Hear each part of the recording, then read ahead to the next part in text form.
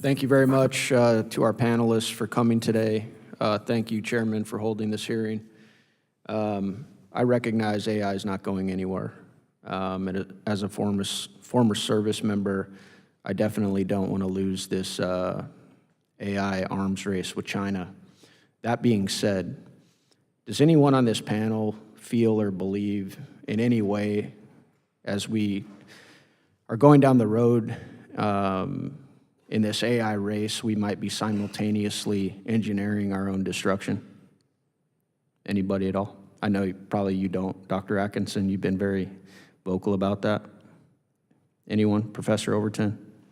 Yes. You know, I just would say this, that your constituents who might be out of a job, who might be harmed, for them, there's really not a difference between that type of harm and, you know, an AGI that takes over the world, right? They're really harmed here. So I guess this notion is, if we're all gone, or if only, you know, 50% of us are adversely affected, it's a bad situation. And so we need Congress to intervene. And then I would also just say, often our discussion about this stuff, you know, our constituents are to the side. This is about like experts and professors and people at companies having discussions here. And let's follow the companies, they're the technical experts.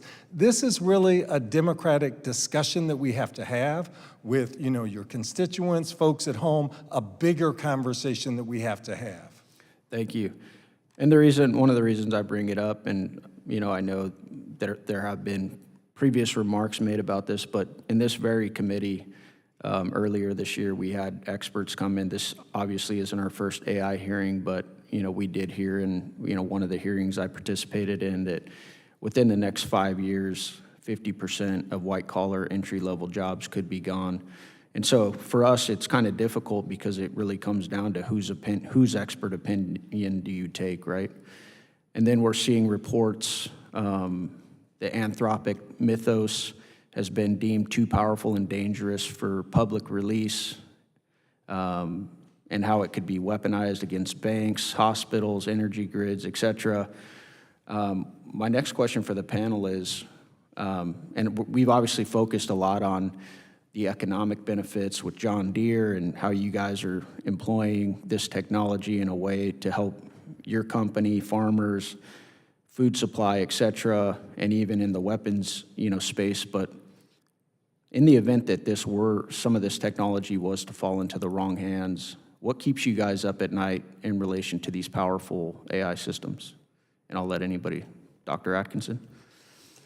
So, Congressman Crane, just to be clear, I don't think AI is going to get to ASI, and I don't think it's going to kill us. But at the same time, I do think it's important for the federal government to seriously fund AI safety research, both in the academic world, where there are professors and PhD students who are digging in. And we need to know a lot more about how the models work and explainability and et cetera. So I don't dismiss that. I'm just confident in our ability to do that as humans.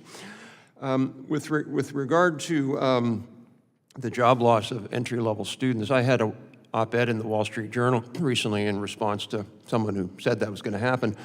And I calculated, and I don't exactly remember the number, I apologize, but it was something on the order of 20 days of normal job loss in the U.S. economy.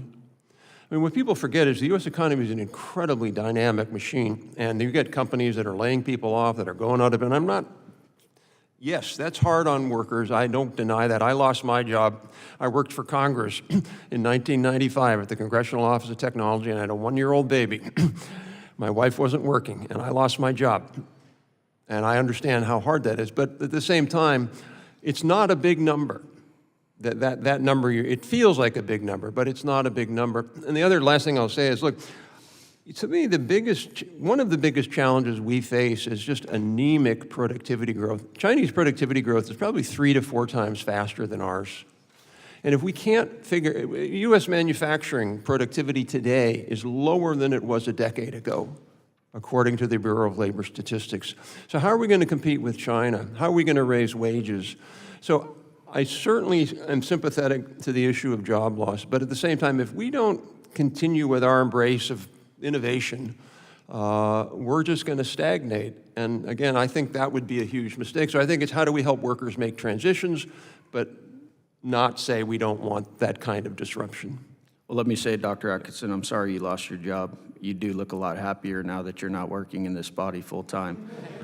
Mr. Bill, you want to handle that question that I asked? Yeah, thank you, Congressman. I'll share a bit of a personal anecdote. I was a senior in high school on 9/11, and that had a huge effect on my life. It put me into the national security arena. I was in Afghanistan, and I studied a lot about how that failure happened, because there was a lot of signals. But we just had a failure of imagination. We didn't think it could happen here. And when I listen to these frontier AI lab company CEOs all saying the same message, I'm not saying it's for sure ASI is going to result in this thing. I just don't know. And as people and professionals who need to deal with these low probability, high consequence events, it would be pretty irresponsible at least not to have an insurance policy. So again, we don't know what the future looks like, but we can start at least putting the plan in place in the event that we start to see some indicators and warnings, and we have an option if the time demands it. Yes, sir, and that's what I'm looking at as well. I'm no expert in AI. I never will be. I know that for a fact. But I am listening to a lot of these folks as well. And Dr. Atkinson, I want to know if you saw any of the reporting about many of these major corporations announcing layoffs as AI, because those were reports I saw as well. They were, reports that I believe that were given to us also within, committee handouts and research. Have you seen any of these reports? And when you say, hey, it's really not going to be, this huge layoff, what do you attribute that to when you look at some of these, the reporting that we've seen on large layoffs that are already in the works for some of these major corporations? Well, we don't know exactly, and it's obviously case by case, but from talking to people in the industry, what I hear is some of these companies got out over their skis. They expanded too fast for where the market is, so they have to lay off. It's a lot easier to blame technology than your own management error. Okay. Like, oh yeah, I was the CEO and I invested too much, I hired too many people, now I got to lay them off. That's not a good look, so it's easier to blame technology. Some of it is just the dynamism of our economy, where some kinds of business models and firms are going to grow and contract. So again, I'm very, very, you do not see it so far in the BLS data, which is quarterly. You don't see the evidence of a big uptick in layoffs. Not to say that it couldn't happen. Right. And one last statistic, again, looking at the BLS data, in the 1960s, we had a rate of productivity growth 3 times faster than what we had today. We had wage growth that was real wage growth for working Americans, 34% in the decade, way faster than today, and we had record low unemployment. So there's been so many studies, McKinsey Global Institute, the International Labor Organization, on and on and on, that show very, very clearly that high rates of productivity are not positively correlated with high rates of unemployment. Now, that's a different question than worker disruption. But I don't worry about high rates of unemployment. I think we're not going to have that. We have low unemployment now. So again, to me, the issue is really about transition. Can a worker who's in one occupation move to perhaps another one? Can we facilitate that? How can we have community colleges do a better job, et cetera? Thank you. My colleague, Mr. Min, was brought up for a second. He was talking about energy and the energy race as well. That obviously factors into these data centers and developing this technology. I noticed one thing that wasn't brought up, though, is I've seen reports that the Chinese are building a coal plant every single month, right? Now, and I'm not trying to put you on the hot seat, but is there anybody up here on this panel right now that would prioritize wind and solar over coal and nuclear when we talk about the need to keep up with China and their energy production to maintain our own innovation when it comes to AI? Yeah, I actually think that Mr. Min was talking about an energy mix. So he was basically saying, let's not just favor one energy source and disadvantage the rest. So, well, with all due respect, Professor Overton, that's exactly what's been going on the last couple of years up here. We've been, and I can tell you, sir, because I represent rural Arizona, and there's 2 coal plants that have been completely demolished and taken offline in my own district. And so we also know that the sun doesn't always shine, the wind doesn't always blow. And so I think the biggest problem up here for us is whether or not we're going to subsidize through the taxpayer dollars these, renewable resources. But is there anybody up here that would prioritize wind and solar over nuclear, coal, natural gas, et cetera, when we're talking about this very important subject? Nobody? Okay.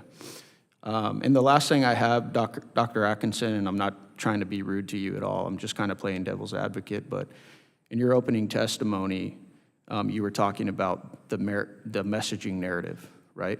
You talked a little bit about that. And I believe you compared, you compared polling in China versus the US.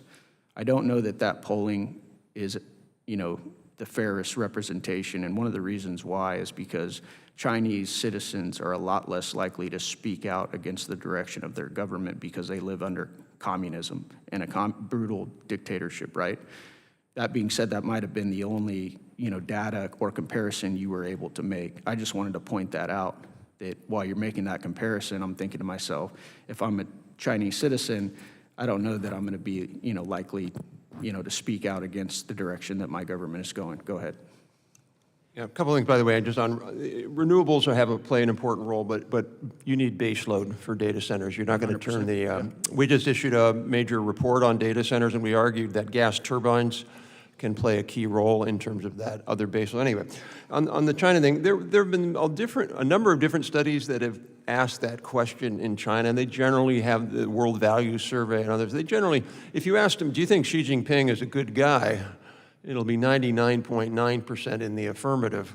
But these are a little bit more neutral questions. The other point I would make, and this is the new Stanford AI index that came out on Monday, and they have probably 40 countries on that. China's not the only one over there. There's a lot of countries with a kind of net plus to net negative, very high net plus. And we're pretty far down the list. So it's not only China that generally says, hey, seems like a good thing. Okay, thank you. I yield back.